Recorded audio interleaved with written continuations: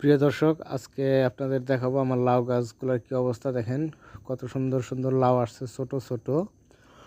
তো দুঃখের বিষয় হলো যে প্রচুর লাউ আসে, কিন্তু একটা লাউ খাইতে পারলাম না। এটা হলো সবচেয়ে বড় কষ্ট। মানে একটু বড় বড় এই সব মারা যায়। তো রাগ করে আসলেই আমি কিছু ব্যবহার করি নাই এতদিন লাউ গাছে। তো আজকে দেখলাম যে না, গাছগুলোর চেহারা অনেক সুন্দর, লাউগুলো অনেক সুন্দর, তাই একটু স্প্রে করতেছি বিষ।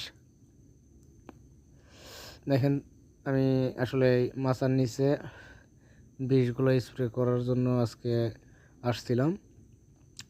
তো বিষগুলো স্প্রে করে দেখি আসলে হয় কি না, বা কোনো প্রকার ফল পাই কি না। আসলে লাউ ধরে না বা টিকে না, সব মারা যায়। এই কারণে এই লাউ গাছের ভিতরে আমি ঢুকি না। তো আজকে ঢুকছিলাম, একমাত্র কারণ হচ্ছে সেটা হলো আপনাদের ওই মানে বিষ দেওয়ার জন্য, যাতে লাউগুলা মানে মারা না যায় বা পোকার আক্রমণ থেকে বাঁচতে পারে।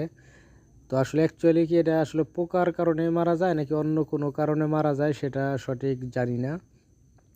তো যাই হোক, আমি আস্তে আস্তে মানে এক সাইড থেকে বিষ স্প্রে করে যাইতেছি। তো দেখেন একদম ভিতরে চলে আসছি মাছার।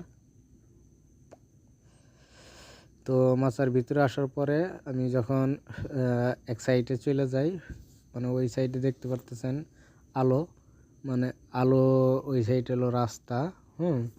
তো যখন চলে আসছি আমি একটু আপনাদের ওই একটা লাউ কিন্তু আমি এই মাচার উপরে দেখতে পাইলাম যে একটা লাউ বড় হয়ে রয়েছে। তো এই লাউটা দেখিনি আমি এখন পর্যন্ত, মানে আজকে বীজ দেওয়ার জন্য আইসাই আমি লাউটারে প্রথম দেখলাম। তো যাই হোক, একটু খুশি লাগলো যে একটা, যাই হোক একটা লাউ আর কি মানে বড় হয়েছে, এই কারণে আর কি। তো আসলে এই লাউগুলা মারা যাওয়ার কারণগুলা কি, যদি কেউ জানেন অবশ্যই জানাবেন, তাতে উপকৃত হব।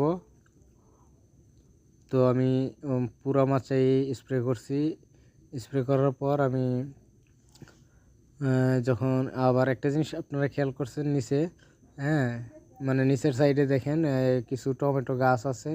এই গাছগুলো আসলে এই লাউ গাছগুলো